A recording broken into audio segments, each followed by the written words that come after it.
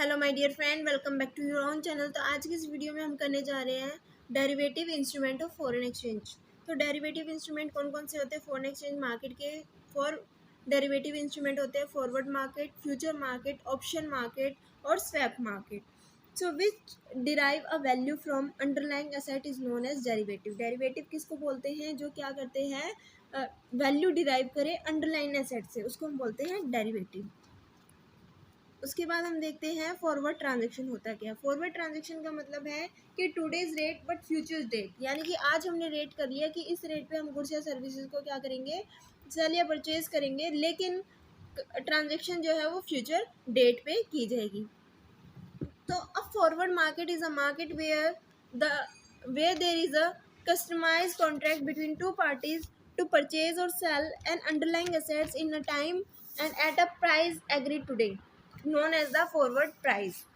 Forward transaction are future transaction when the buyer and the seller enter into an agreement of purchase and sell of currency after 90 days.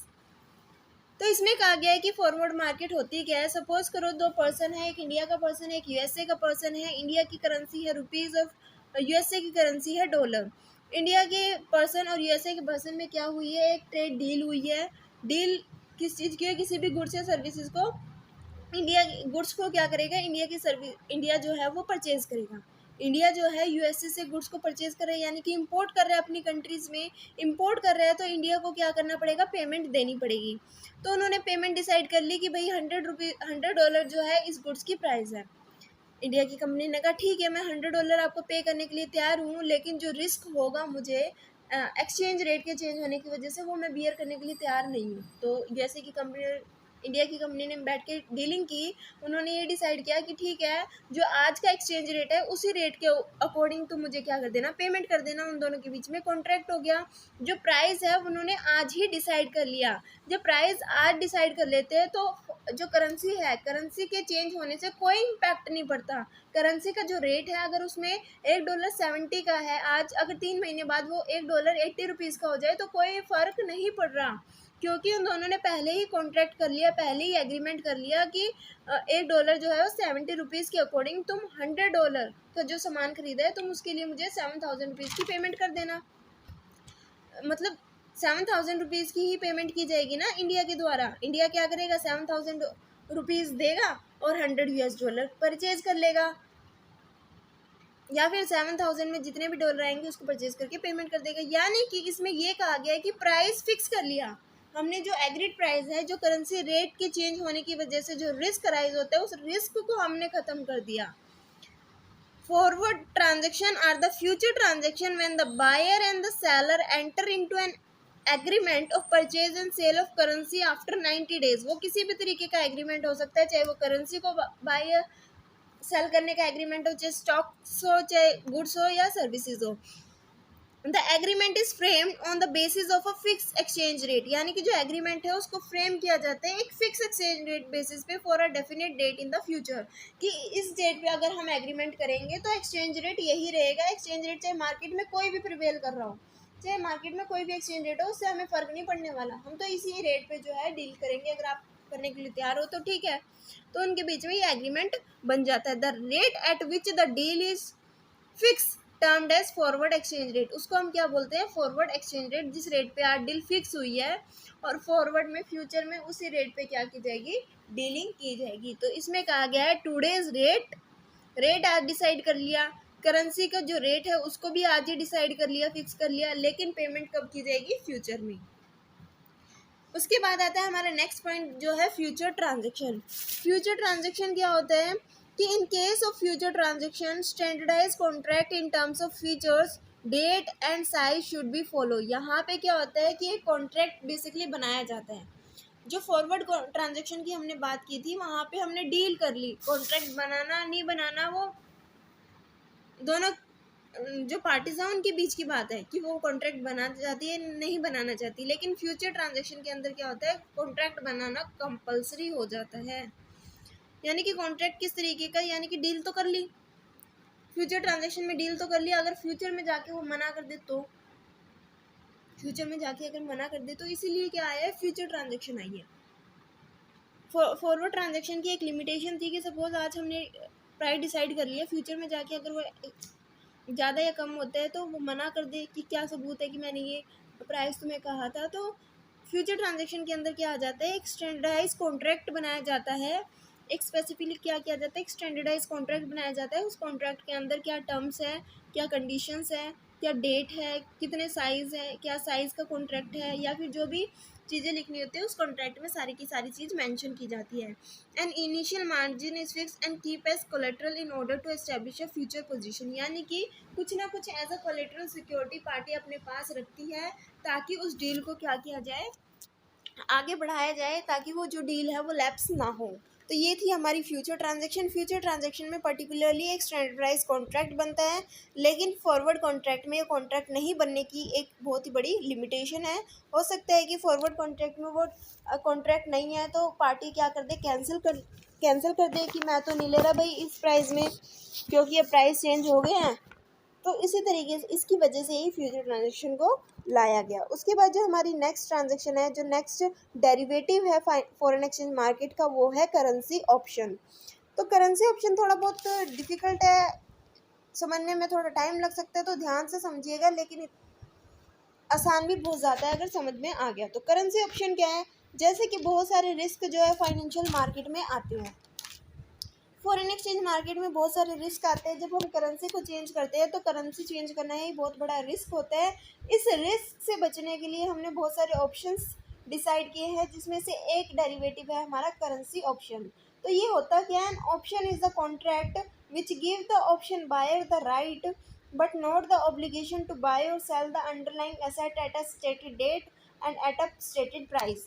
जो भी buyer है, ठीक है, जिसने भी currency option को ख़रीदा है, कहाँ से परचेज करेंगे, फॉरेन एक्सचेंज मार्केट में गया, कहा कि भाई मेरे को करेंसी ऑप्शन चाहिए। करेंसी ऑप्शन क्या होता है कि जो भी करेंसी में फ्लक्चुएशन आएगी, जो रिस्क राइज होगा, उस रिस्क से मुझे बचना है। इस तरीके से यानी कि एक कॉन्ट्रैक्ट बन गया। अगर मान लो प्राइस $1 आज 70 है, अगर 75 रुपये डॉलर होता है तो मैं डील करने के लिए तैयार हूँ, अगर नहीं होता तो मैं उस डील को ख़त्म कर सकता हूँ। एक ऑप्शन मिल गया, आपके ऊपर ऑब्लिगेशन नहीं है, आपका राइट है कि वो डील करनी है या नहीं करनी है उस डेट पे, उस प्राइस पे। और अच्छे से बेहतर तरीके से समझ लेते हैं कि दो तरीके के ऑप्शन होते हैं, a call option and a put option. Call option gives the right to buy and a put option gives the right to sell. अब क्या कहा गया, सपोज करो दो कंपनी है, पहले हम कॉल ऑप्शन को समझ लेते हैं, उसके बाद हम पुट ऑप्शन पे जाएंगे समझने के लिए। एक एग्जांपल लेते हैं, an option to buy $US for Indian rupees that is INR।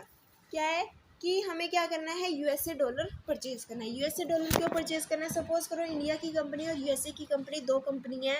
India की कंपनी ने गुड्स को इम्पोर्ट किया USA की कंपनी से। जब इंडिया की कंपनी USA की कंपनी से गुड्स को इम्पोर्ट करेगी तो अब USA की कंपनी को क्या करनी पड़ेगी, पेमेंट करनी पड़ेगी। देखो, इंडिया की कंपनी को अब USA की फर्म को क्या करनी पड़ेगी, payment in terms of dollar. तो अब XYZ लिमिटेड इंडिया की फर्म क्या करेगी, जो उसकी करेंसी है उसको सेल करेगी और बदले में जो डॉलर है उसको बाय करेगी। जब डॉलर को बाय किया जा रहा है, कंपनी डॉलर को बाय कर रही है, तो यहाँ पे कौन सा ऑप्शन अप्लाई होगा, कॉल ऑप्शन। ठीक है, अब कंपनी क्या कर रही है, अपनी रुपीज़ को बेच रही है, तो वहाँ पे क्या ऑप्शन अप्लाई हुआ, पुट ऑप्शन, क्योंकि उसने क्या किया, अपनी करेंसी को सेल किया, दैट इज़ पुट ऑप्शन, और $USA को खरीदा, that is call option. I hope कि आपको इतना समझ में आया होगा। अब देख लेते हैं conversely, an option to sell USD for Indian $USD, यानी कि अगर हमने क्या किया, सेल का ऑप्शन अपनाया। सेल का ऑप्शन यानी कि सपोज करो हमने क्या किया, गुड्स को इंपोर्ट ना करने की बजाय अगर एक्सपोर्ट किया है, तो गुड्स को इंपोर्ट ना करने की वजह से अगर हमने गुड को एक्सपोर्ट किया है, सपोज करो इंडिया की फर्म ने USA की फर्म को गुड्स एक्सपोर्ट किए हैं, तो USA की फर्म जो इंडिया की फर्म को क्या करेगी, पेमेंट करेगी इन टर्म्स ऑफ $US। तो कंट्री के पास क्या आएगा, फॉरेन एक्सचेंज आएगा। अब हमारी कंट्री उस $US को तो यूज़ कर नहीं सकती अपनी कंट्री में, क्योंकि हमारी कंट्री में $US चलता ही नहीं है। तो क्या करेगी, उस $US को सेल कर देगी। सेल किया यूएस डॉलर को तो पुट ऑप्शन आया, और इंडिया की करेंसी को खरीदा तो कॉल ऑप्शन आया।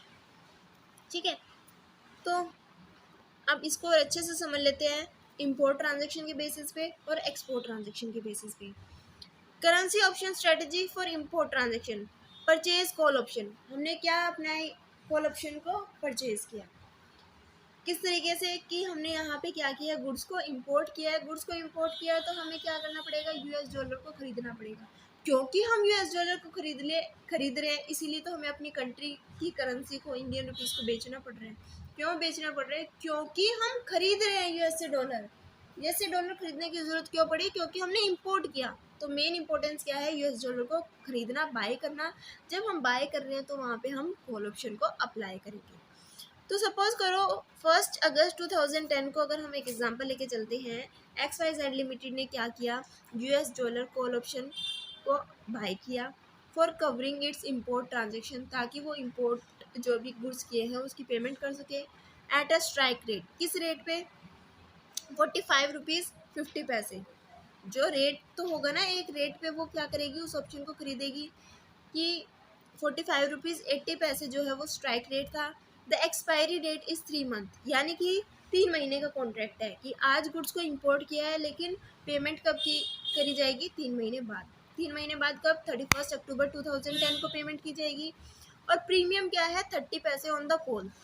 प्रीमियम 30 पैसे ऑन द कॉल कहा गया है कि सपोज करो इंडिया की फर्म फॉरेन एक्सचेंज मार्केट में गई, उसने कहा भाई मेरे को कॉल ऑप्शन चाहिए, मैं यूएसए की करेंसी को परचेज करना चाहता हूँ 3 महीने बाद। 3 महीने बाद मैं परचेज करूँगा ताकि मैं उनकी पेमेंट कर सकूँ। ठीक है, कहा भाई कि हम 45 रुपीज़ 50 पैसे का जो है वो स्ट्राइक रेट है, 3 महीने बाद हमने कहा है कि ये रेट होगा। एक अंदाज़ा लगाया है कि 3 महीने बाद ये रेट होगा 45 रुपीज़ 50 पैसे। ठीक है, अगर ये रेट, इस रेट पे मैं क्या कह रहा हूँ, तुम्हें प्रीमियम देने के लिए तैयार हूँ। इंडिया की फर्म जो है वो प्रीमियम देगी 45 रुपीज़ 50 पैसे, जितने डॉलर खरीदेगी। यानी कि अगर $8 खरीद रही है तो $1 पे प्रीमियम पे करेगी 30 पैसे। $10 खरीद रही है तो $10 पे 30 पैसे। $1 पे 30 पैसे, 30 पैसे मल्टीप्लाई बाई 10 जो है वो प्रीमियम पे करेगी। जितने ज़्यादा डॉलर आपको खरीदने हैं उतना ज़्यादा आपको प्रीमियम पे करना पड़ जाएगा। सपोज करो 3 महीने बाद जो प्राइस है 45 रुपीज़ 50 पैसे ना होके वो 47 रुपीज़ हो जाता है। 45 रुपीज़ 50 पैसे ना होके वो 47 रुपीज़ हो जाता है। तो आपको तो डॉलर खरीदना पड़ेगा। किस रेट पे आप डॉलर खरीदोगे, 47 रुपीज़ पे। 47 पे आपने क्या किया, डॉलर खरीदा और उसकी पेमेंट कर दी। अब आप फॉरेन एक्सचेंज मार्केट के पास गए, आपने कहा कि भाई मैंने तो कहा था कि स्ट्राइक प्राइस जो है वो 45 रुपीज़ 50 पैसे होगा, लेकिन प्राइस 47 हो गया, मेरा लॉस हो रहा है। मैंने आपको प्रीमियम दिया था ताकि मैं इस लॉस से बच सकूँ। तो जितने का लॉस हुआ है, जितना भी पैसा आपने एक्स्ट्रा पे किया उस डॉलर को खरीदने के लिए, वो पैसा फॉरेन एक्सचेंज आपको देगा। फॉरेन एक्सचेंज आपको जो एक्स्ट्रा पैसा आपका लगा है वो एक्स्ट्रा पैसा आपको मिल जाएगा। तो जो आपका रिस्क था वो ख़त्म हो गया, क्योंकि आपकी जेब से तो उतना ही पैसा गया ना, $1 के 45 रुपीज़ 50 पैसे गए। साथ ही साथ आपने प्रीमियम पे किया और प्रीमियम का एक्स्ट्रा पैसा आपने गया उस रिस्क से बचने के लिए। ठीक है, इसको और अच्छे से समझ लेते हैं। अब हम सेकंड ऑप्शन समझते हैं, उसके बाद हम चार्ट के थ्रू इसको देखेंगे। करेंसी ऑप्शन, हमने अभी तो इंपोर्ट ट्रांजैक्शन की बात की थी कि हमने गुड्स को इंपोर्ट किया तब हमें डॉलर को परचेज करने की रिक्वायरमेंट पड़ गई। अब हमने क्या किया, हमने गुड्स को एक्सपोर्ट किया था। गुड्स को हमने दूसरी कंट्री को एक्सपोर्ट किया, तो इससे क्या होगा, हमारी कंट्री में फॉरेन एक्सचेंज आएगा। कहीं पे भी पढ़ लेना, अगर गुड्स को हम एक्सपोर्ट करते हैं तो हमारी कंट्री में फ़ॉरेन एक्सचेंज आता है। अब हम उस फ़ॉरेन एक्सचेंज का करेंगे क्या, हम डॉलर का करेंगे क्या, क्योंकि डॉलर हमारी कंट्री में यूज़ ही नहीं होते। हमें क्या करना पड़ेगा, उस डॉलर को सेल करना पड़ेगा। सेल करना पड़ेगा तभी हमें क्या मिलेंगे, पैसे मिलेंगे। क्यों सेल करना पड़ रहा है, क्यों, क्योंकि हमने एक्सपोर्ट किया। ठीक है, अब हम यहाँ पे क्या करेंगे, पुट ऑप्शन को अप्लाई करेंगे। हमें कौन सा ऑप्शन खरीदना है, परचेज़ करना है, पुट ऑप्शन परचेज़ करना है। क्योंकि हम यूएस डॉलर को सेल करके अपनी कंट्री की करेंसी को परचेज करेंगे, दैट इज़ रुपीज़। तो 1 अगस्त 2010 को XYZ लिमिटेड ने बाय किए यूएस डॉलर पुट ऑप्शन। क्यों किया, क्योंकि उसने इस दिन एक कॉन्ट्रैक्ट लिया कि मैं तुम्हें गुड्स एक्सपोर्ट करूँगा। यूएसए कंपनी के साथ एक कॉन्ट्रैक्ट किया था गुड्स को एक्सपोर्ट करने का। बदले में यूएस कंपनी ने कहा कि मैं तुम्हें भाई पेमेंट करूँगा। XYZ लिमिटेड को क्या, तो यहाँ पे जो है परचेज किया गया पुट ऑप्शन। पुट ऑप्शन क्यों परचेज़ किया ये आपको पता चल ही गया होगा, क्योंकि हमने एक्सपोर्ट ट्रांजैक्शन की है। किस स्ट्राइक रेट पे की है? 45 रुपीज़ 50 पैसे पे जो स्ट्राइक रेट था कि 3 महीने बाद जो हमें पेमेंट रिसीव होगी यूएसए की कंपनी से, उसका जो रेट है वो 45 रुपीज़ 50 पैसे हम एक्सचेंज रेट को फिक्स करते हैं। अगर इससे पैसा बढ़ा, इससे अगर रेट जो था वो 45 रुपीज़ 50 पैसे से अगर 47 रुपीज़ गया, तो जितना भी हमारा लॉस होगा वो हमें कौन पे करेगा? जिसके साथ हमने कॉन्ट्रैक्ट किया है या फिर जिसको हमने प्रीमियम पे किया है 30 पैसे रुपीज़। ठीक है, प्रीमियम इसीलिए पे किया ताकि हम इस रिस्क से बच सकें। तो अब क्या किया जाएगा कि इस टेबल के थ्रू हम और अच्छे से समझ लेते हैं कि क्या बेनिफिट होता है करेंसी ऑप्शन को चूज़ करने का। तो सबसे पहले हम दो चीज़ें हैं, एक तो है इंपोर्ट के अकॉर्डिंग और एक है एक्सपोर्ट के अकॉर्डिंग। इंपोर्ट किया यानी कि कॉल ऑप्शन का यूज़ किया, कॉल ऑप्शन का यूज़ किया यानी कि हमने क्या करना है? यूएस डॉलर को परचेज़ करना है। तो हमारा जो स्ट्राइक प्राइस था, चाहे वो अगर हम एक्सपोर्ट की बात करें या इंपोर्ट की बात करें, तो हमने एक ऑप्शन को परचेज़ किया कि स्ट्राइक प्राइस 45 रुपीज़ 50। अगर प्राइस तो ये हुआ फ्यूचर में तो बेनिफिट है, यानी कि तो सही है। सिर्फ हमारा जो लॉस होगा वो प्रीमियम का जाएगा। सपोज करो 3 महीने बाद की अगर हम बात कर रहे हैं, आज 3 महीने बाद हमारा जो स्ट्राइक प्राइस था वो हमने डिसाइड किया था 45 रुपीज़ 50। अगर तो हमारा प्राइस 44 रुपीज़ हो गया, अगर तो हमारा प्राइस 44 रुपीज़ हो गया तो क्या होगा? ठीक है, यानी कि 45 रुपीज़ 50 पैसे से कम रहा तो क्या होगा और ज़्यादा रहा तो क्या होगा? सपोज़ करो हमने डॉलर परचेज़ करना था, हमने डॉलर को परचेज़ करना था मार्केट में जाके, हमने प्रीमियम पे किया कि अगर डॉलर अगर 45 रुपीज़ 50 पैसे से बढ़ गया, 45 रुपीज़ 50 पैसे से बढ़ गया, तो मान लो 47 हो गया, तो हमें ज़्यादा पैसे पे करने पड़ रहे हैं। एक तरीके से हमारा लॉस था, उस लॉस से बचने के लिए हमने ये लिया। अगर 45 रुपीज़ 50 पैसे से कम हो गया, 45 रुपीज़ हो गया, तो हमारा जो लॉस होगा वो किस चीज़ का होगा? हमारा लॉस होगा प्रीमियम का, कि हमारा जो प्रीमियम था वो चला गया, लॉस प्रीमियम का होगा। अगर तो वो पैसे अगर तो एक्सचेंज रेट बढ़ गया, इस रेट से स्ट्राइक प्राइस से एक्सचेंज रेट बढ़ गया, तो हमारा लॉस किस चीज़ का होगा? लॉस तो प्रीमियम का हो रहा है, लेकिन जो हमारा प्रॉफिट कहाँ से हो रहा है? प्रॉफिट हो रहा है कि जो हमारा लॉस एक्चुअली में होता है एक्सचेंज रेट के चेंज होने की वजह से, बढ़ने की वजह से, वो जो लॉस है वो हमें कौन पे कर रहा है? वो हमें पे कर रहा है वो कंपनी जिससे हमने करेंसी ऑप्शन को परचेज़ किया, जिससे हमने कॉल ऑप्शन को परचेज़ किया। ये बेनिफिट कितने का होगा हमें? अगर रेट 46 हो गया, स्ट्राइक प्राइस से बढ़ गया, 50 पैसे का लॉस जो है वो हमें कंपनी देगी जिसको हमने प्रीमियम पे किया था।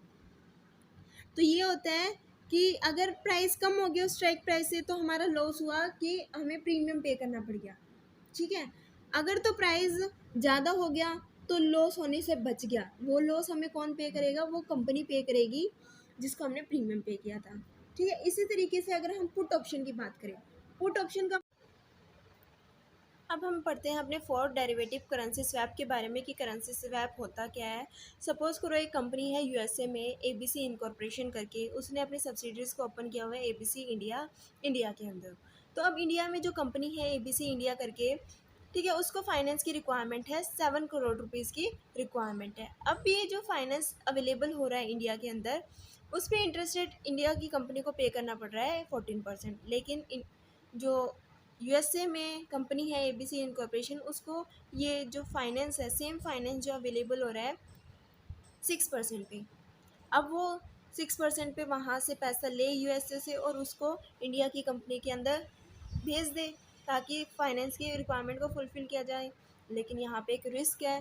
सपोज़ करो उन्होंने 6% पे इंटरेस्ट रेट पे पैसा ले लिया और इंडिया में भेज दिया। अब इंडिया की करेंसी में उस पैसे को चेंज कराना पड़ेगा, डॉलर तो इंडिया में चलेगा नहीं।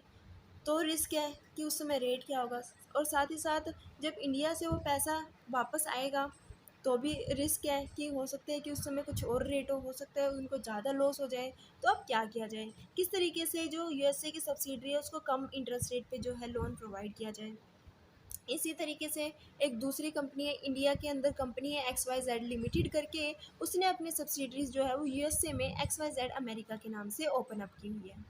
अब यूएसए में जो इंडिया की कंपनी है यूएसए में, उसको भी लोन की रिक्वायरमेंट है, उसको लोन की रिक्वायरमेंट है $1 मिलियन, और उस समय पे $1 जो है वो 70 रुपीज़ का है। $1 70 रुपीज़ का है, यानी कि $1 मिलियन कितने का हो गया, 7 करोड़ रुपीज़ का हो गया। यानी कि दोनों कंपनीज़ की सब्सिडरी की रिक्वायरमेंट जो है वो सेम अमाउंट की है।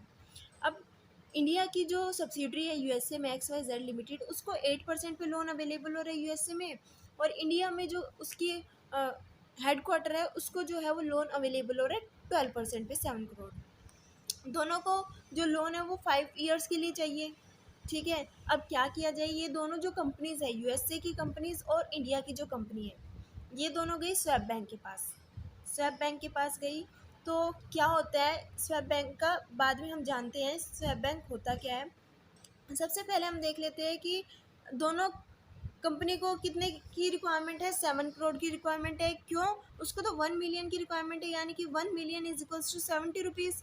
तो कितना हो गया, $7 करोड़ हो गया, क्योंकि $1 जो है वो 70 रुपीज़ का है, तो $1 मिलियन जो है वो कितने के होंगे, 7 करोड़ रुपीज़ के हो गए।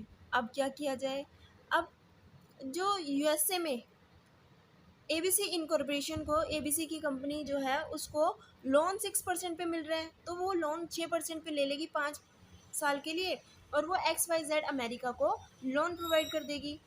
XYZ अमेरिका को लोन पहले 8% पे मिल रहा था, अब उसको कितने पे मिलने लग गया, वही 6% पे मिल गया, कम रेट पे मिल गया। इसी तरीके से जो इंडिया की कंपनी है उसको 12% पे इंटरेस्ट रेट पे इंटरेस्ट मिल रहा है, 7 करोड़ रुपए मिल रहे हैं 12% इंटरेस्ट रेट पे 5 साल के लिए। वो वहाँ से पैसा लेके यूएसए की जो सब्सिडरी है उसको पैसा अवेलेबल करा देगी, उसका भी बेनिफिट हो रहा है।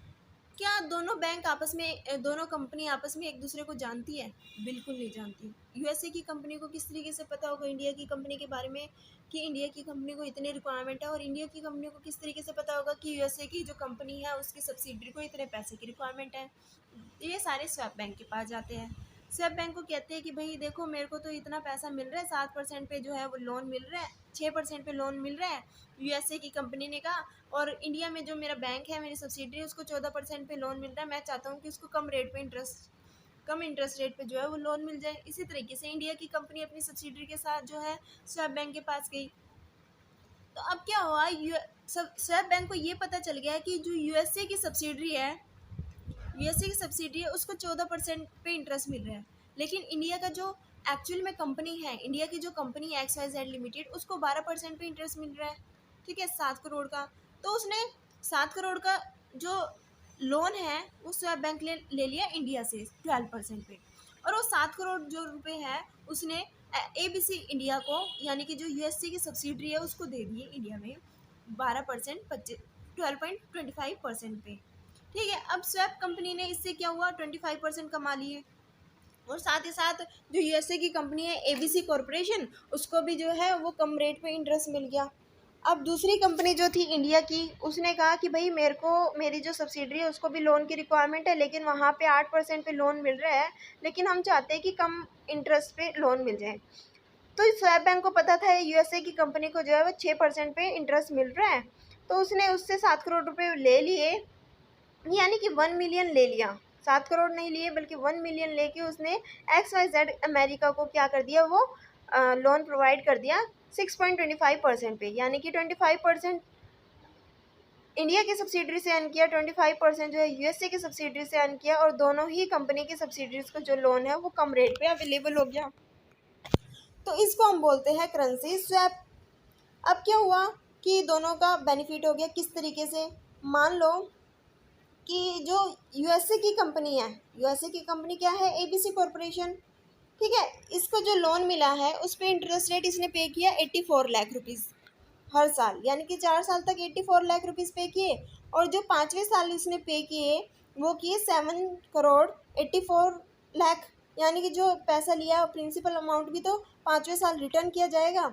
इसी तरीके से अगर हम बात करते हैं इंडिया की जो सब्सिडरी है यूएसए में, उसने $60,000 पे किए, ठीक है, एज ए इंटरेस्ट रेट 4 साल तक, और 5वें साल उसने क्या किया, 1.6 मिलियन जो है वो डॉलर पे किए एज अ लोन के, क्योंकि प्रिंसिपल अमाउंट भी तो साथ में जाएगा ना 5 साल बाद। तो क्या दोनों को सेम इंटरेस्ट रेट पड़ा, ये चेक करना पड़ेगा। तो इंटरेस्ट रेट की अगर हम बात करें तो इंडिया का जो 84 लाख है वो किसके इक्वल है, 60,000 के, क्योंकि वो डॉलर्स में और ये रुपीज़ में है। तो दोनों ने एक तरीके से देखा जाए तो सेम अमाउंट ही पे किया है। दोनों ने देखा जाए तो सेम अमाउंट ही पे किया है, और दोनों का जो करेंसी है वो भी क्या हो गई, स्वैप हो गई, कि दोनों को जो लो रेट पे इंटरेस्ट चाहिए था वो भी अवेलेबल हो गया। तो ये था हमारा आज का topic, currency swap. I hope कि आपको समझ में आया होगी कि दोनों बैंकों को जो फाइनेंस की रिक्वायरमेंट थी कि कम पैसे में उनको फाइनेंस अवेलेबल हो जाए, उनकी जो ये रिक्वायरमेंट थी वो स्वैप बैंक के थ्रू फुलफिल हो गई, और दोनों को कम रेट पे ही पैसा मिल गया, और साथ ही साथ जो करेंसी एक्सचेंज का रिस्क था वो भी क्या हो गया, ख़त्म हो गया। तो आई होप कि आपको सारे के सारे डेरिवेटिव अच्छे से समझ आए हो और ये टॉपिक अच्छे से क्लियर हुआ हो। Thanks for watching.